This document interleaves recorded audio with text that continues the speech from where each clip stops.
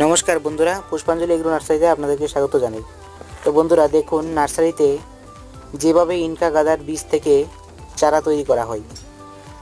তো দেখুন, প্রথমে বীজতলা তৈরি করার জন্য বেড তৈরি করতে হবে, মাটির বেড।